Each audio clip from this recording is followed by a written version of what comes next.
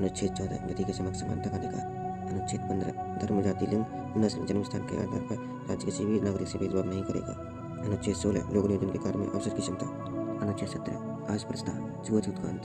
अनुच्छेद 18 उपाधियों का अंत, स्वतंत्रता का अधिकार। अनुच्छेद 19 से 22 अनुच्छेद 19 जिसमें कि मूलतः संविधान में 7 अधिकार दिए गए थे लेकिन वर्तमान में 6 रह गए।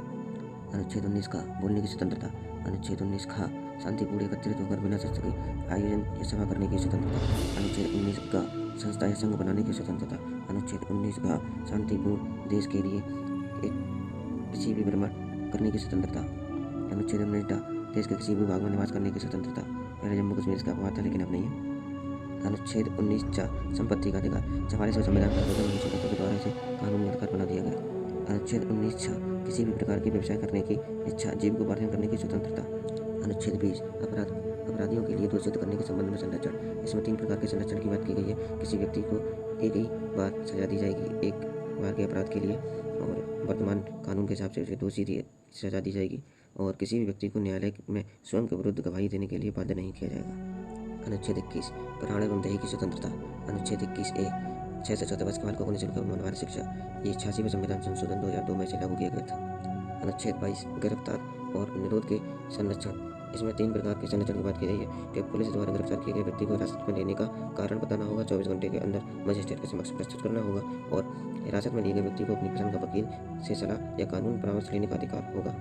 अनुच्छेद 22 में देखते हैं निवारक निरोध कानून, जिसे इस कानून के तहत किसी भी व्यक्ति को अपराध करने के लिए या रोकने के लिए अपराध करने से पूर्व की शंका के आधार पर गिरफ्तार किया जा सकता है। जब देश को, राज्य या आम लोगों को कानून व्यवस्था की शांतिपूर्ण व्यवस्था को किसी भी व्यक्ति से खतरा होने की पूर्व सूचना मिलती है तो उसके आधार पर व्यक्ति को गिरफ्तार किया जा सकता है, और इस कानून के तहत गिरफ्तार किए गए व्यक्ति को 3 माह तक हिरासत में रखा जा सकता है। यदि उसकी हिरासत की अवधि बढ़ानी हो तो इसके लिए सलाहकार बोर्ड से प्रतिवेदन पत्र पर प्राप्त करना पड़ता है, और संबंधित गिरफ्तार का कारण यदि देश हित के या लोक हित के विरुद्ध है तो उसे समझा जाता है तो उसे गुप्त रखा जाता है। निवारक निरोध से संबंधित बने कुछ कानून। निवारक निरोध कानून अधिनियम 1950 में बना था, इसे समाप्त कर दिया गया था 1971 में। दूसरा कानून आता है मीसा, जो कि आंतरिक सुरक्षा व्यवस्था अधिनियम है। इसे 1971 में लागू किया गया था और इसे 1979 में समाप्त कर दिया गया। तीसरे नंबर पर आता है विदेश मुद्रा संरक्षण तस्करी निरोध अधिनियम। इसे 1974 में चालू किया गया था, लेकिन इसकी तहत पूर्व में तस्करों के लिए नज़रबंदी की अवधि 1 वर्ष थी, लेकिन 13 जुलाई 1984 के बाद इस अधिनियम द्वारा इसकी अवधि, नज़रबंदी की अवधि बढ़ाकर 2 वर्ष कर दी गई। चौथे नंबर पर कानून आता है राष्ट्रीय सुरक्षा कानून 1980।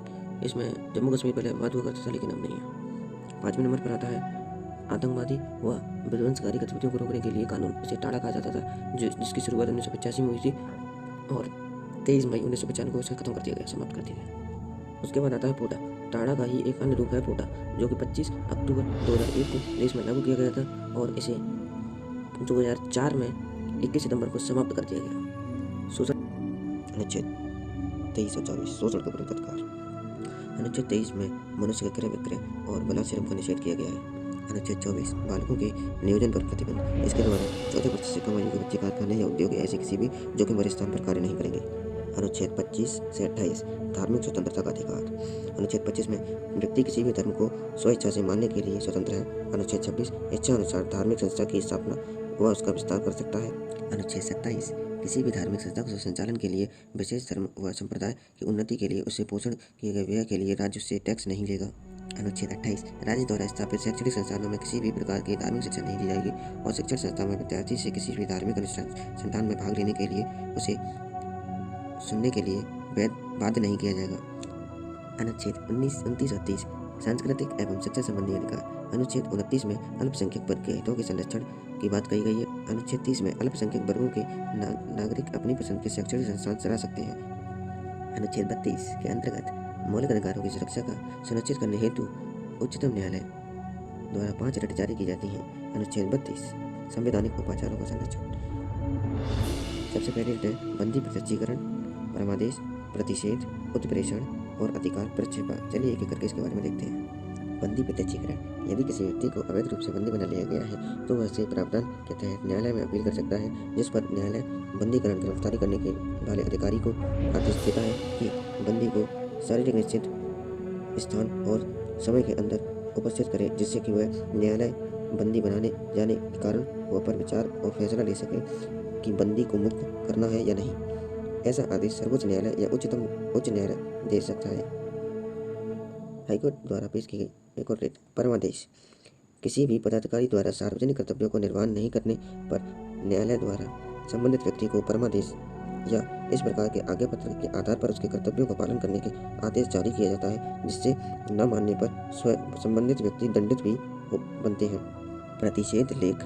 यह रिट सर्वोच्च न्यायालय या उच्च न्यायालय द्वारा निम्न न्यायालयों तथा अर्ध न्यायिक न्यायाधिकरणों को उनके अधिकार क्षेत्र का उल्लंघन करने से रोकने के लिए किया जाता है कि इस मामले में अपने यहाँ कार्रवाई न करें, क्योंकि यह उनके अधिकार क्षेत्र में शामिल नहीं है। अगली रिट है उत्प्रेषण लेख।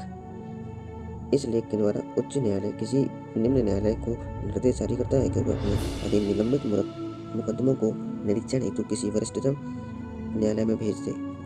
अंतिम 5वीं रिट है अधिकार प्रक्षेपा।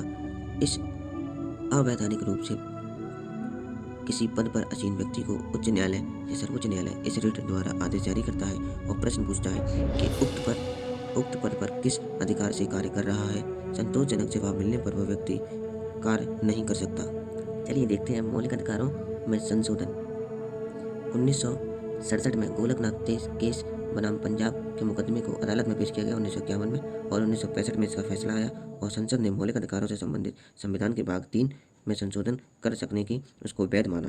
फिर गोलकनाथ केस बनाम पंजाब। बाद में 1967 में निर्णय में सर्वोच्च न्यायालय ने अनुच्छेद 368 में निर्धारित प्रक्रिया के तहत संशोधन के मूल अधिकारों से संबंधित संविधान के भाग 3 में किस प्रकार के संशोधन के कारण पर रोक लगा दी, यानी संसद भारतीय नागरिकों के मूल अधिकारों से वंचित नहीं कर सकती। 1971 24वें संविधान संशोधन द्वारा अनुच्छेद 13 और 368 में संशोधन करके अपने अधिकारों को पुनः प्राप्त कर लिया और अब नागरिकों के मौलिक अधिकारों से संबंधित संविधान के भाग 3 में पुनः संशोधन करने का अधिकार संसद ने अपने संशोधन विधि द्वारा प्राप्त कर लिया। इसी मुकदमे से संबंधित है केशवानंद भारती बनाम केरल केस। अगला है 42वें संविधान संशोधन 1976 द्वारा 368 में खंड 4 और 5 जोड़े गए और ऐसी व्यवस्था की गई कि इस संबंधित में संसद द्वारा किए गए किसी भी संशोधन पर न्यायालय किसी भी प्रकार की आपत्ति या प्रश्न नहीं खड़ा कर सकता। फिर आता है 1980 का मिनर्वा मिल्स केस। ये भी मौलिक अधिकारों से संबंधित था।